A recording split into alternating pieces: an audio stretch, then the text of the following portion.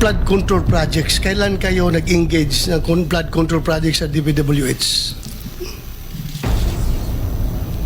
Siguro mga 2016 onwards. Please make sure of your answer. Yes po, 2016 onwards po. 2016 onwards? Yes po. And Mrs. Diskaya is here. So,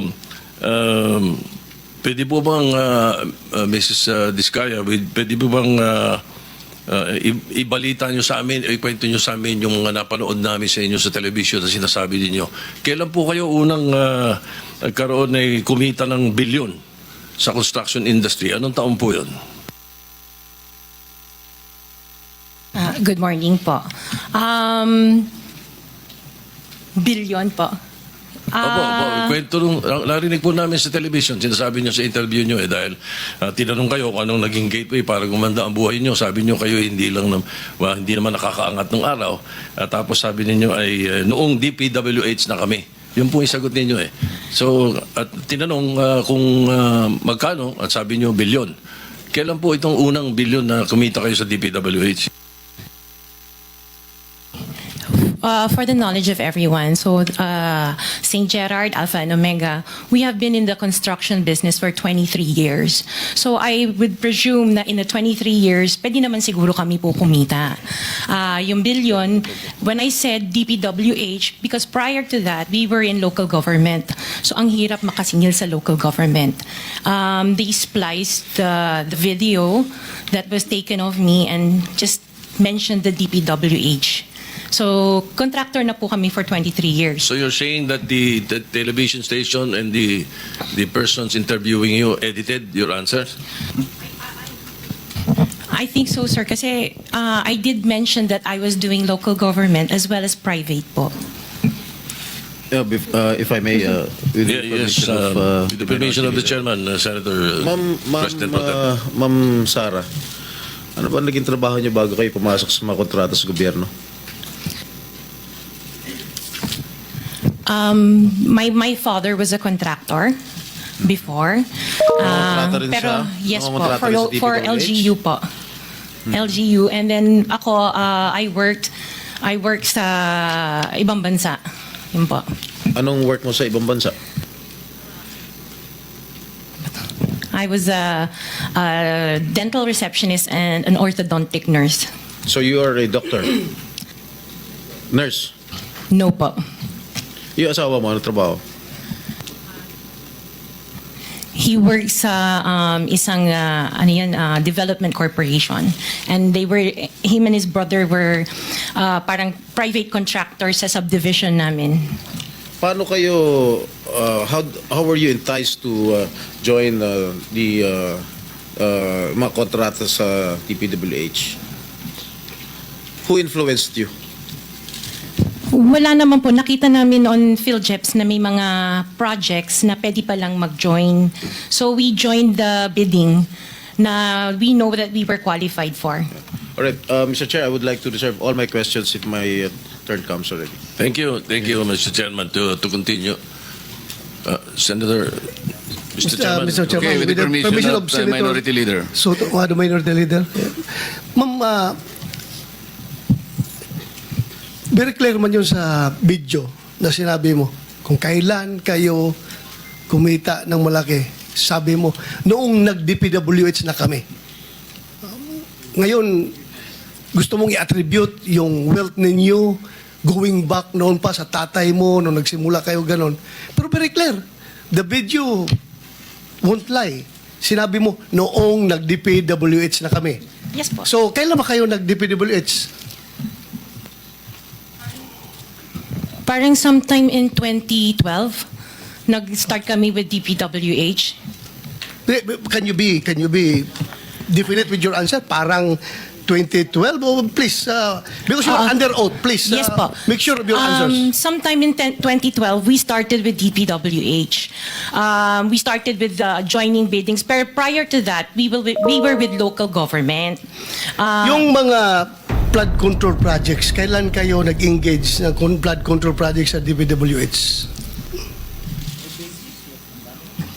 Siguro mga 2016 onwards. Please make sure of your answer. Yes po, 2016 onwards po. 2016 onwards. Yes po. Opo, Kaya nanood definitely. ka dahil pag meron kami madiscover na may ghost project, pakukulong kita rito. Minimum totoo. Wala po talaga. Meron ka mga pictures na lahat ng mga proyekto ginawa mo? Yes po, meron po kami. Lahat ng mga 400 projects, meron kang litrato? Yes po. O i-submit mo rito sa committee. Okay po. Okay. Sa mga bidding na sinasalihan mo ng mga kumpanya mo, itong siyam na kumpanya, ilang beses kayo nanalo? At ilang beses, kung natatalo rin kayo sa Actually, bidding, I ilang don't beses kayo have the natatalo? actual figures, pero sa napanalunan, very minimal lang po talaga, mga 2%. Pero ang dami namin projects po na sinasalihan na bidding. So, sa loob ng isang taon, pag nagbibidding isang kumpanya mo, halimbawa itong ano ba yun, yung Alpha Phi Omega, ilang beses kayo nagbid sa isang taon at ilang beses kayo nanalo? Madami po kaming sinasalihan. I really don't have the figures right now, You know, but I if can... you come here, you have to come here prepared. Yes You do po. not come here unprepared. Alam mo, natatanungin ka eh. Ikaw sikat na contractor, papa-interview ka. Oh. You have to come here prepared. Your Honor, I am prepared for the flood control projects that you are mentioning. I have the statistics of how many I bidded and how many I lost and how many I won. Okay. You mentioned it to us right now.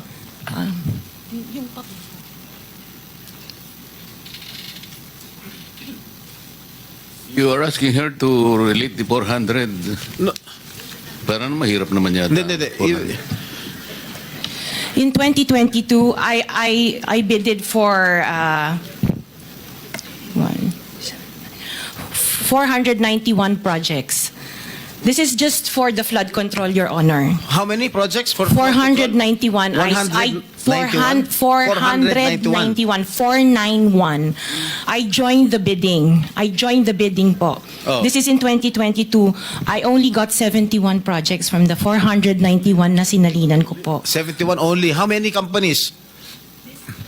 This is just for Alpha and Omega Oh, po. what about the other companies? What about the other 8 remaining companies that you own? I don't have the statistics Oh. for that because I was only called as Alpha Wait, and Omega. You admitted earlier when I asked you if you own these 9 companies and you answered in the affirmative.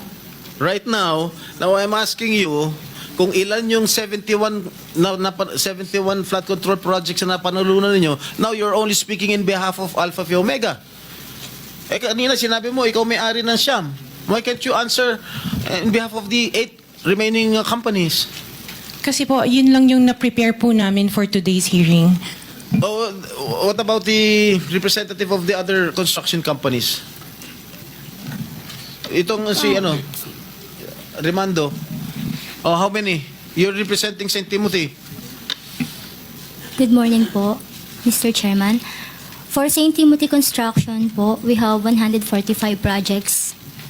Flood control projects. Yes, Mr. Chair. Since Since 2022, up to the present as we speak, 122. 145. Excuse me?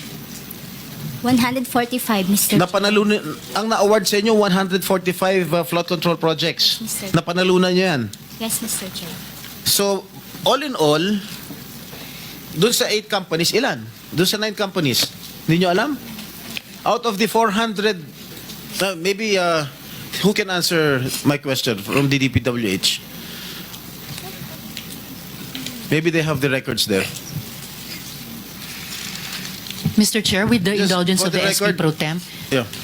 Yes, Senator Risa. kaugnay nung pagtatanong ni SP Pro Temp sa ngayon, gusto kong makapag-flash ng screenshot po nung siyam na calling cards, nung siyam na kumpanyang iyon. Calling card po ni Mr. Curly Discaya, na asawa po ni Ms. Discaya. So, mag-asawa po, dapat alam po nila in greater detail itong mga kumpanyang ito. Ito po, Mr. Chair, SP Pro Temp. Siyam na calling cards nung siyam na kumpanya, lahat sa pangalan ni Pacifico o Curly Discaya. So, dapat po mas alam po, both ni Ms. Sara Discaya at Ms. Roma Discaya Rimando ang mga detalye na tinatanong ni SP Pro Temp. Salamat, Mr. Chair, at SP Pro Thank you, Temp. Senator Risa. Okay, for the record, yung may-ari ng St. Gerard Construction, Nandun yung pangalan ng asawa mo, Pacifico Discaya. Okay?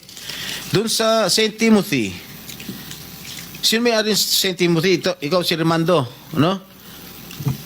Kamag-anak mo si Discaya, correct? Sabi mo, pamangkin mo. Tama? And who is this Maritoni Miligrito, the owner of Elite? General contractor. Who is this? Answer. Pinsan ko po, Mr. Chair. From the left pocket to the right pocket. St. Matthew. Nandito yung asawa mo, Pacifico Discaya. Great Pacific. Oh, ikaw, nandyan ang pangalan mo, oh. Si Sarah Rowena Discaya. Kaya hindi mo mapapagkaila eh. YPR General Contractor. Nandito rin ang pangalan mo. Miss Sarah, alam mo huwag ka magsisinungaling ha. Amethyst Horizon. Sino si Amethyst Horizon? Sino si John Brian Eugenio? Who is he? Sagutin mo, Miss Rimando. I didn't know, Mr. Chair. Madam Sarah. He's one of our employees. Oh, dami.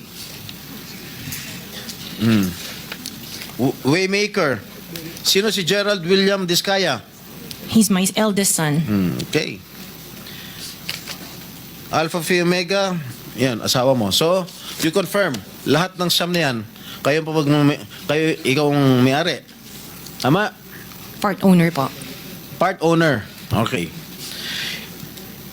Kaya nyo ba talaga pagsabay-sabayin yung mga construction, mga proyekto ninyo? Paano nyo nagagawa ito? Yes po, we have sufficient employees naman that can carry out and execute the project. Okay, ilan ba yung mga empleyado ninyo? In the office po, mga 200 plus. Sabay-sabay kayong naawardan ng kontrata ng DPWH. Alam mo, nakakapagtaka dahil kayo lagi nakakuha ng DPWH contracts ha. Sino ba talaga sa DPWH ang nagbibigay sa inyo listahan ng mga projects for bidding? Turo mo na. Wala po akong knowledge po. Talaga? Ba't Yes, nakakapagtaka dahil yung siyam na construction companies nyo, yun ang laging favored, kumbaga, sa bidding. Kasi ang balita ko, isa kayo sa mga una nakakita at nakakapili ng mga projects. Bago pa mabuo ang National Expenditure Program, yung tinatawag natin na NEP. Parang menu lang sa restaurant na nakaka-order kayo kagad. Sino ang point person nyo sa DPWH na nagbibigay sa inyo ng informasyon na ito, para sa inyo, ito para sa kanya? Sino? Sir, wala po akong nakakausap po.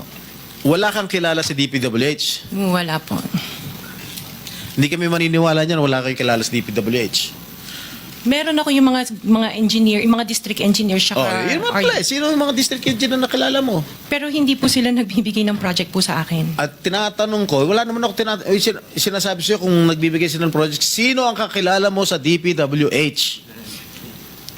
Sila, mga DE po. DE Yeah, okay. ng... Sabihin mo, sino? Teka sandali. DE ng Laguna, O, sino DE nga? ng... Banggitin mo yung pangalan. I can't remember their names kasi I don't transact on Okay, behalf of the DE ng companies. Laguna, sino pa? DE ng Bulacan, DE ng... Is he here? Nandito ba? Yung DE ng Laguna, DE ng Bulacan, nandito ba? DE ng Bulacan nandito. Okay, paano nyo nalalaman ang mga projects for the bidding? Sino ang nagbibigay ng listahan sa'yo? We don't have a list. Naka 6 minutes ka na, erap.